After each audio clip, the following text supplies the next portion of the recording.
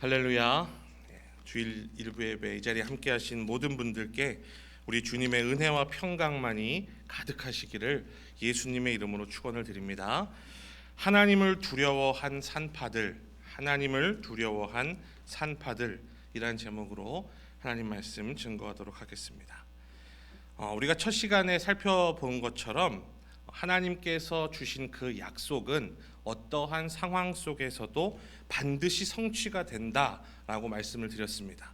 그리고 그 약속이 성취되기까지에 필요한 것은 인내와 기다림이라는 것이었습니다. 그리고 그 가운데에는, 그 인내 가운데에는 이스라엘 백성들이 경험했던 것처럼 여러 가지 핍박과 조롱과 괴롭힘들이 있을 수 있다라고 우리가 살펴봤습니다. 우리가 읽은 본문 앞절에서도 이스라엘 백성들이 아무리 강제적으로 노동을 시켜서 그들을 힘을 빼고 그들의 수를 줄이려고 노력했지만 그것이 성공하지 못했죠. 그래서 우리가 지금 읽은 본문에서 바로라고 하는 이집트 왕을 가리킵니다. 바로는 파라오의 뜻입니다. 우리로 치면은 대통령이라는 겁니다. 정확한 이름은 나와 있지 않습니다. 바로가 이름이 아니라 바로라는 것은 즉 왕인데, 이집트의 이 파라오가 히브리 산파들에게 히브리 아이들 중에서 남자이거든 다 죽여라 이렇게 명령을 합니다. 그러나 오늘 본문에서 가장 중요한 핵심적인 단어인 하나님을 두려워한 산파들 이렇게 되어 있습니다. 그 뒤에는 하나님을 경외한 산파들, 같은 단어가 사용됐습니다. 야흐레라고 하는 이 두려워했다, fear God이라는 이 단어를 통해서 하나님을 두려워한 산파들임을 알 수 있습니다.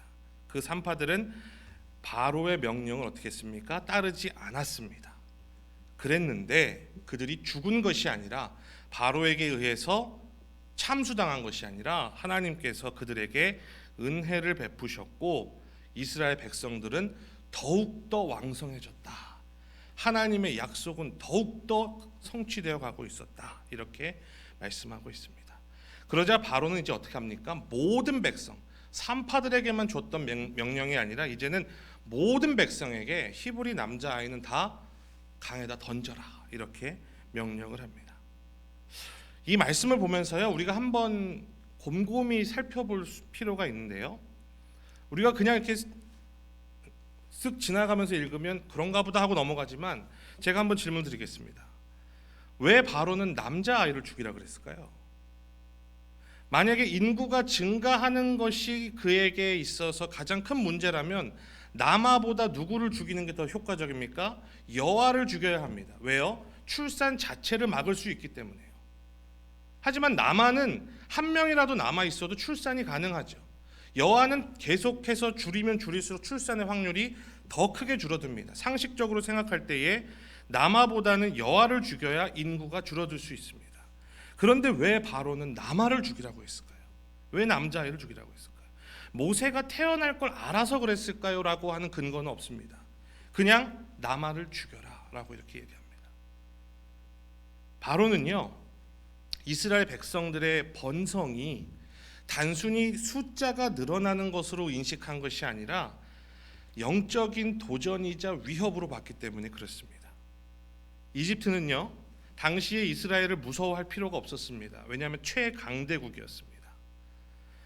바벨론처럼 했으면, 오히려 로마처럼 유화 정책을 펼쳤으면 이스라엘 백성 중에서 똑똑한 사람들 따로 뽑아서 먹이고 입히고 훈련시키고 최고의 교육을 가르쳐서 키워내서 친바벨론적인 이집트적인 인물들로, 정치적인 인물로 세워서 이스라엘 사람들을 잘 이집트 안에 적응하도록 유화시킬 수 있었습니다. 느부갓네살 왕이 다니엘을 통해서, 그 친구들을 통해서 그렇게 하려고 했던 것처럼 얼마든지 할 수 있었습니다. 더군다나요, 바벨론으로 끌려온 이스라엘 백성들은, 그리고 다니엘과 친구들은 다 커서 큰 청소년이 되어서 바벨론에 왔습니다. 하지만 모세를 보십시오. 모세는 태어나기부터 이집트에서 태어나서 아무리 히브리 교육을 받았다 할지라도 이집트의 문화와 언어가 훨씬 더 편한 사람입니다. 다시 말해서 얼마든지 모세 한 명만, 다니엘과 친구들까지도 필요 없고 모세 한 명만 친이집트적으로 잘 키워내면 나머지 이스라엘 사람들은 아무 문제 없이 바로가 원하는 대로 다 할 수 있었습니다. 그럼에도 불구하고 바로는 그들의 남자들의 수가 늘어나는 것을 막으려 했습니다. 왜 그랬을까요? 당시 문화와 사회가 정치적인 지도자, 종교적인 지도자가 되기 위해서는 남자만 가능했기 때문에 그렇습니다. 그들이 자라나서 종교적으로나 정치적으로 컸을 때에 이것은 우리 이집트의 신앙과 문화를 위협하는 존재가 될 것이다. 그리고 바로는 알고 있었죠. 그들의 믿는 그 여호와 하나님이란 존재가 결코 단순히 이들에게 어떤 한 종교 생활을 영위하기 위해서, 유지하기 위해서 그냥 자신들끼리 만들어 놓은 그런 신처럼 정도의 믿음이 아니라는 걸 바로가 알았던 것이죠. 뒤에도 계속 출애굽기에 나오지만 이 모세로 대표되는 이스라엘과 바로로 대표되는 이 이집트의 이 대결은 단순히 두 남자의 자존심 대결이 아닙니다. 여호와 하나님과 이집트 신의 두 종교의 영적 전쟁이 펼쳐지는 것을 볼 수 있습니다. 그것을 미리 걱정했기 때문에 바로는 남자 아이를 죽이라 이렇게 명령을 했죠. 그런데요, 이 싸움에서 이 바로가 지금 시작한 이 영적 전투에서 하나님의 약속이 성취되고 우리가 잘 아는 모세가 태어남으로 말미암아 승리하기 위해서 필요한 모습이 바로 이 산파들에게서 나옵니다. 아마 이 산파들이 없었다면 모세는 태어날 수 없었습니다. 그 산파들이 보여준 것은 무엇인가요? 바로 하나님을 두려워하는 것이라고 성경은 말하고 있습니다. 하나님을 인식하는 것, 하나님이 계시다는 것을 분명히 믿는 것, 그리고 그것을 머리로만, 입술로만 믿는 척하는 것이 아니라 정말 그것을 믿어서 하나님이 원치 않으시는 것은 행동으로 하지 않고 하나님께서 원하시는 것은 행동으로 옮겼다는 것을 성경은 말하고 있습니다. 애굽 왕이 남자아이들, 아들들은 다 죽이라는 명령에도 불구하고 그들이 정말 무서워했던 존재는 하나님이었습니다. 그래서 그들은 담대하게 행하지 않았습니다. 다 공감하시겠지만 왕의 명령은요, 그야말로 절대적 의미입니다. 권유나 이런 권면이 아닙니다. 하시면 좋겠습니다, 하시기를 바랍니다가 아니라 이것은 그 자체가 그냥 명령입니다. 그런 왕 앞에서도 왕의 명령이라고 무조건 안 지키는 것이 아니죠. 왕의 명령 좋습니다. 명령입니다. 맞습니다. 우리는 행합니다. 그러나 하나님 앞에서 우리는 부끄럽지 않게 하겠습니다. 그 하나님이 나를 보고 계시고 그 하나님이라는 분이 탁 내 마음에 걸리면 나는 그대로 스탑하겠습니다. 그게 그들의 믿음이었어요. 히브리 산파들, 여기서는 지금 두 명이 나옵니다. 십브라와 부하입니다. 아마 산파 중에서도 가장 높은 수간호사 같은 대표적인 산파였겠죠. 이들만 눈 감고 이들만 적당히 넘어가고 이들만 바로 핑계 대면서 우리도 어쩔 수 없지 않냐, 날 좀 봐서라도 그대로 좀 합시다, 얼마든지 말할 수 있었죠. 그러나 그들은 그렇게 하지 않았습니다. 그 명령보다도 하나님이 더 소중했기 때문입니다. 이 계급사회가 참 무섭습니다. 우리가 계급사회를 경험할 수 있는 것은 대부분 이제 남자분들은 공감하시겠지만 군대겠죠. 또 사회에서도 여러 가지 계급적인 그런 소위 말하는 갑을 관계, 갑질이라고 하는 그런 것들이 많이 있습니다. 저 같은 경우는 군대를 경찰로 가게 됐습니다. 원해서 간 게 아니라 차출이 돼서 육군으로 들어갔다가 전투경찰로 차출이 됐는데 어떻게 하다 보니까 하나님의 은혜로 1호차 운전원이 됐습니다. 당시에 서장님이신 계급이 총경이셨습니다. 서장님의 전속 운전기사였습니다. 서장님께서 제가 운전하는데 뒤에서 헛기침만 한번 해도 머리가 삐쭉 섭니다. 어떻게 말씀하시고 어떻게 행동하시는지가 저에게서는 최고의 예민한 부분이었습니다. 휴대폰이 지급이 됐습니다. 저는 군대에서도 휴대폰을 쓸 수 있었는데 그 휴대폰은 그렇다고 제가 막 쓸 수는 없었어요. 왜냐하면 서장님께서 직접 오시는 경우는 거의 드물지만 부속실에서 오는 전화가 있거든요. 이거는 자다가도 받아야 됩니다. 그러면 벌떡 일어나서 저는 전화를 받으면서 대답을 했었습니다. 저희 서장님은 제가 전에 모시던 서장님하고는 많이 다르셔서 참 신사셨어요. 그리고 참 남자다운 분이셨는데 다행히도 한 번도 부당하거나 또 어떤 좀 개인적인 이런 명령이나 뭐 소위 말하는 조금 지저분한 이런 심부름이나 이런 거는 한 번도 저에게 시키신 적이 없었어요. 그렇지만 저는 그분의 명령을 어긴다는 건 한 번도 상상해 본 적이 없어요. 제가 말씀을 준비하면서 만약에 우리 서장님께서 나에게 어떤 명령을 했을 때 그 명령이 하나님의 뜻과 부딪혔을 때 내가 과연 어떻게 반응할까를 진지하게 고민할 수밖에 없었습니다. 왜냐하면 계급사회에서의 명령의 무게는 그만큼 대단하기 때문에 그렇습니다. 그러한 상황 속에서의 왕의 명령을 이 산파들이 거부한다는 것 결코 쉬운 일이 아닙니다. 하지만 그들은 행동할 수 있었습니다. 그 행동의 이유는 자신들이 대단해서가 아니라 하나님을 두려워했기 때문에 그렇습니다.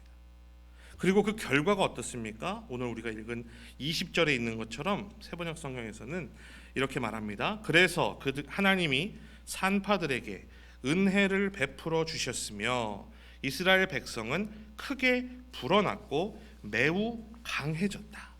하나님은 산파들이 하나님을 두려워하는 것을 보시고 그들의 집안을 번성하게 하셨다.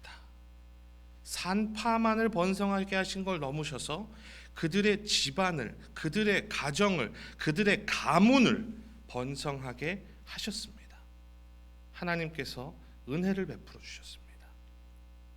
죽지 않고 오히려 더 왕성케 하셨습니다. 하나님의 믿음의 테스트를 이들이 통과한 것입니다. 여러분, 우리가 기억해야 될 것은 하나님의 이러한 믿음의 테스트를 통과한 사람들 하나님 반드시 살려주시는 줄로 믿습니다. 책임져 주시는 줄로 믿습니다. 그리고 뿐만 아니라 그들의 가문 전체를 번성케 하신 하나님의 축복이 여러분들에게 있으시기를 예수님의 이름으로 축원을 드립니다. 잠언 16장 16절에서는요 하나님의 믿음의 테스트를 이렇게 말합니다. 사람이 어질고 진실하게 살면 죄를 용서받고 주님을 경외하면 재앙을 피할 수 있다. 다니엘서 3장 16절에서 18절에 다니엘과 친구들이 이렇게 말합니다.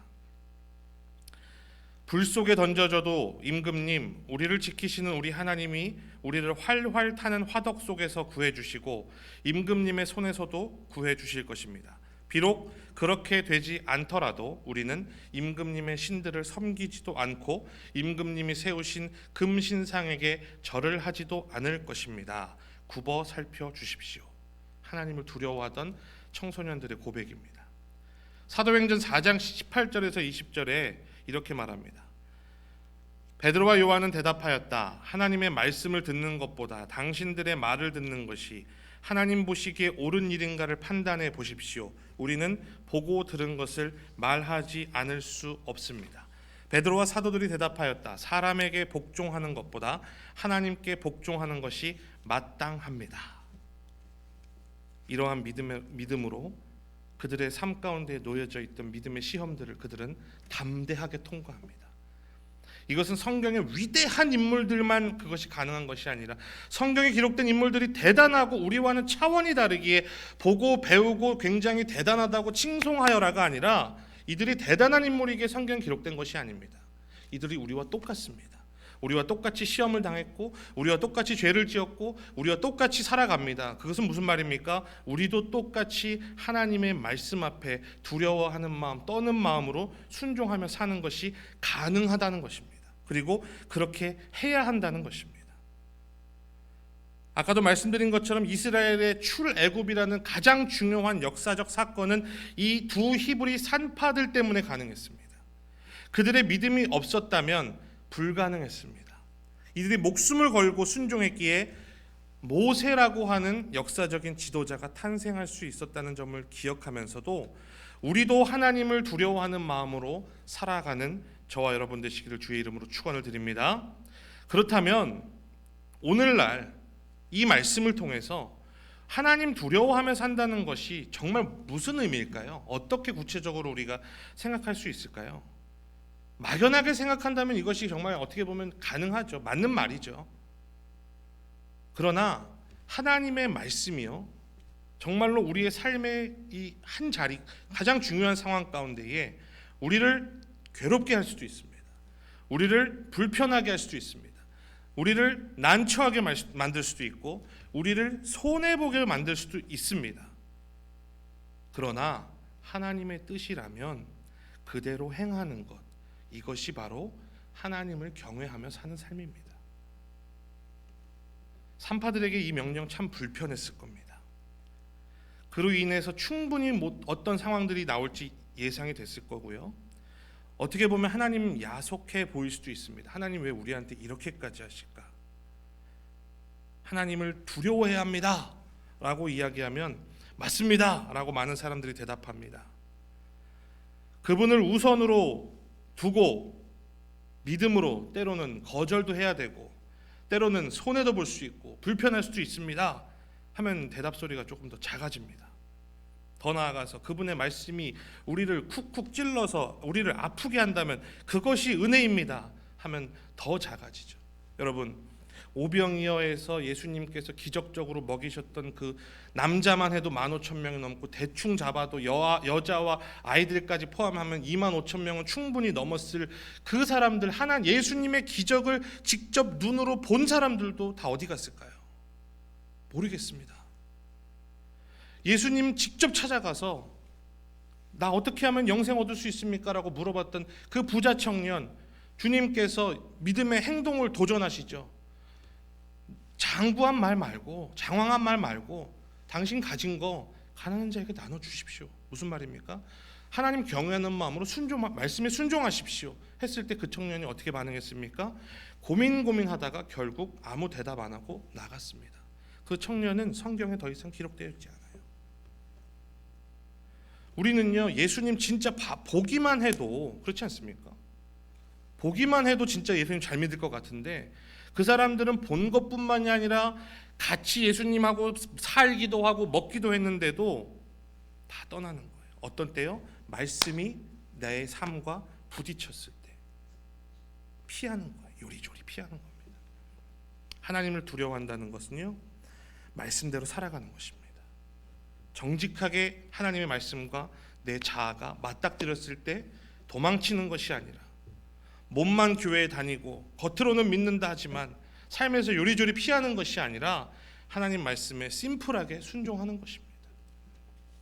그렇지 않고서는 우리는 믿음의 테스트를 통과할 수가 없어요.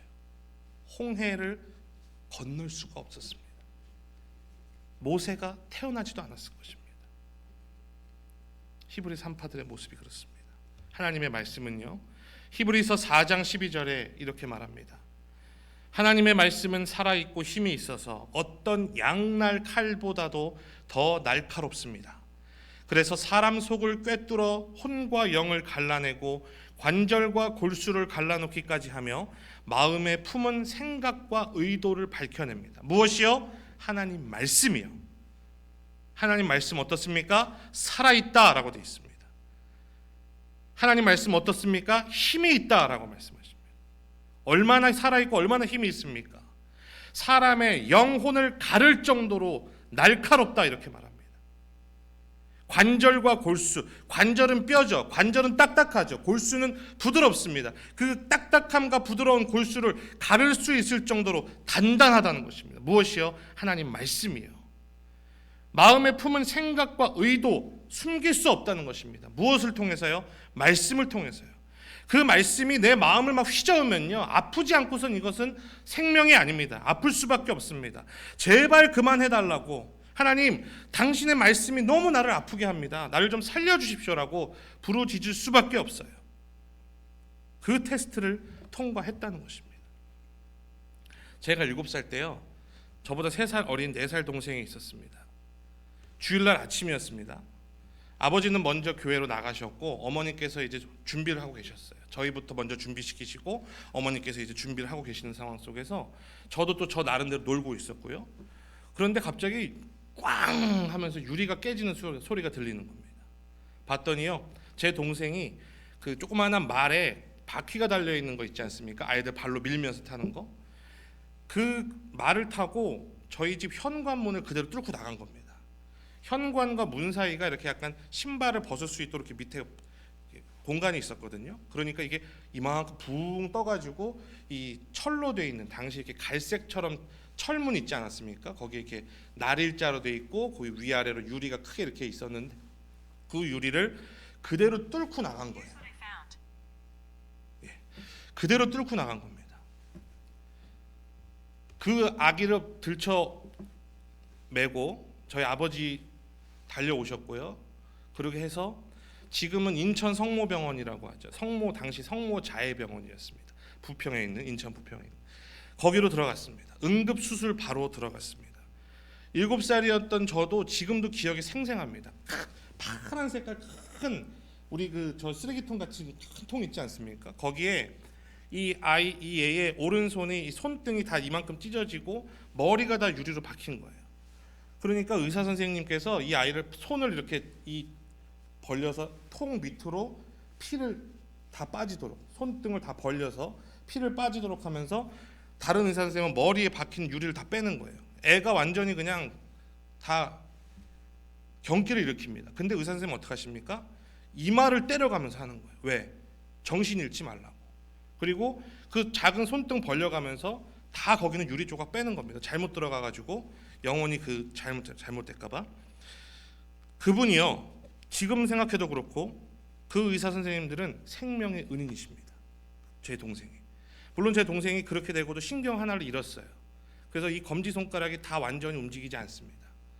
그렇다고 해서 아니 의사 선생님, 왜 내 새끼 아프게 하십니까? 왜 내 동생 아프게 하십니까? 당신이 그럴 수 있습니까? 이렇게 말하는 부모나 사람이 맞습니까? 아니죠. 여러분, 하나님의 말씀이요, 우리를 막 후벼 팝니다. 내 자신을 정직하게 바라보게 하고 내 자신의 부족한 점, 실수했던 점, 과거의 잘못들, 지금의 잘못들 다 그대로 낱낱이 하나도 남김없이 다 그대로 보여주고 우리를 지적합니다. 그대로 가면 지옥으로 갈 수밖에 없다고, 복음이 아니고선 살 수 없다고 이야기합니다. 그것을 아니 어떻게 그렇게 나를 아프게 할 수 있습니까? 어떤 분들은요, 교회에서 말씀으로 나를 찔렀다고 하면서 교회를 안 나오시겠다고 하신 분들도 저는 많이 봤어요. 말씀이 우리를 아프게 하는 것이 우리를 살리는 겁니다. 말씀을 보면서 아프더라도 그 말씀을 순종해야지만이 우리가 살아갈 수 있습니다. 피를 철철 흘리고 머리에 유리가 박혀있는 사람을 보면서 괜찮습니다, 금방 나으실 겁니다, 이렇게 말하는 의사가 좋은 의사입니까? 그 작은 아이의 이마를 때려가면서 죽을까봐 수술을 집도하면서 땀을 뻘뻘 흘리는 그 의사가 좋은 의사입니까? 여러분도 어떤 의사 선생님 선택하시겠어요? 사랑하는 제1교회 성도님 여러분들, 하나님을 두려워하며 말씀대로 사는 것은 때로 아플 수 있습니다. 하지만 피하면 안 됩니다. 왜냐하면 그 과정 없이는 살 수 없기 때문에 그렇습니다.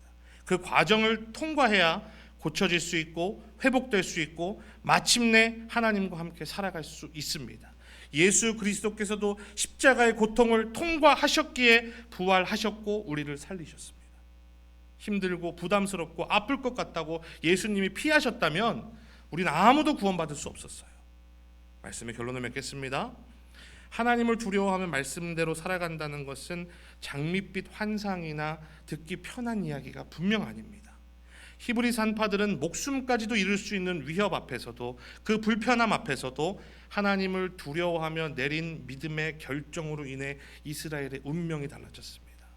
당시 미천했던 그들이었지만, 히브리 출신, 노예 출신이었지만 그들이 하나님을 두려워했기에 하나님의 역사가 이루어지는 축복을 받았습니다. 우리를 위해서 십자가를 통과하신 예수님 역시 우리가 정말 예수님의 그 십자가의 죽음을 헛되게 만들지 않는 것은 하나님 두려워하면서 사는 것입니다. 그분이 계시다, 그분 살아계시다, 나와 함께 계시다, 그분 정말 살아계시다, 그 믿음을 가지고 히브리 산파들이 보여줬던 그 믿음처럼 우리도 살아갈 때에 번성의 복을 모두가 다 누리시기는 백성만 되시기를 주님의 이름으로 축원을 드립니다. 기도하겠습니다.